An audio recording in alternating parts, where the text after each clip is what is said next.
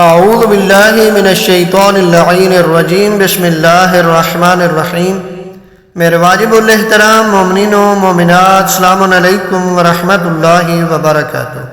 مومنین کرام، روز جمعرات اور روز جمعہ بہت ہی عظیم اور بابرکت دن ہے۔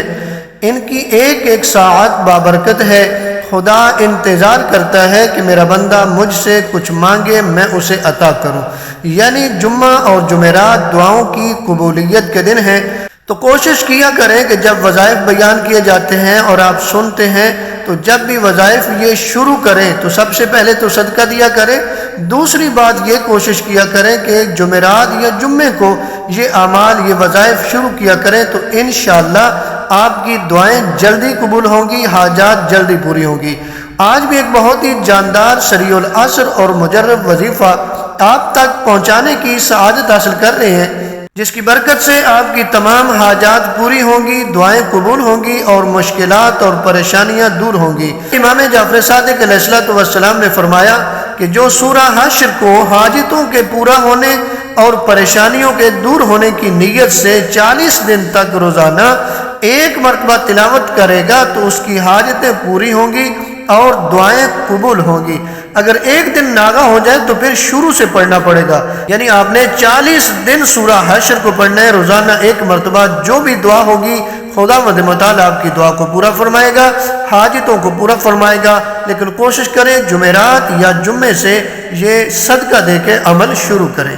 آج کی رات کی نماز بتانے جا رہے ہیں، شب 26 شعبان کی نماز، یعنی 25 اور 26 کی درمیانی رات کی نماز۔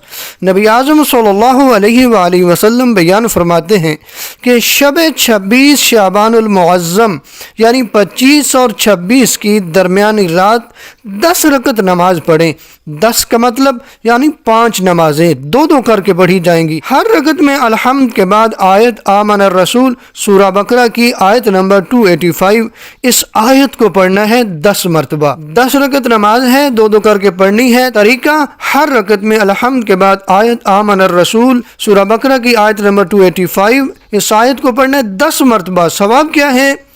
نبی اعظم صلی اللہ علیہ وآلہ وسلم بیان فرماتے ہیں کہ خداوند عالم اس نماز کی برکت سے دنیا کی تمام آفتوں سے، آخرت کی تمام آفتوں سے سلامتی نصیب فرمائے گا، اور روز قیامت پروردگار عالم اس نمازی کو 6 نور اپنی بارگاہ سے عطا فرمائے گا۔ کیا مقام ہے اس بندے کا جو ماہ شعبان کی 25 اور 26 کی درمیانی رات کو یہ 10 رکعت نماز پڑھتا ہے؟ اب ذرا روزوں کا ثواب سنیے۔ نبی اعظم صلی اللہ علیہ وآلہ وسلم بیان فرماتے ہیں کہ جو شخص ماہ شعبان کے 26 روزے مکمل کرے، پروردگار اسے پل صراط سے گزرنے کا جواز عطا فرما دے گا۔ وہ پل صراط جو اتنی مشکل ہے کہ علماء سے آپ سنتے ہیں بال سے زیادہ باریک ہے، آگ سے زیادہ گرم ہے، تلوار سے زیادہ تیز ہے، فرمایا اس پل صراط سے گزرنے کا جواز عطا فرما دے گا پروردگار، اگر کوئی بندہ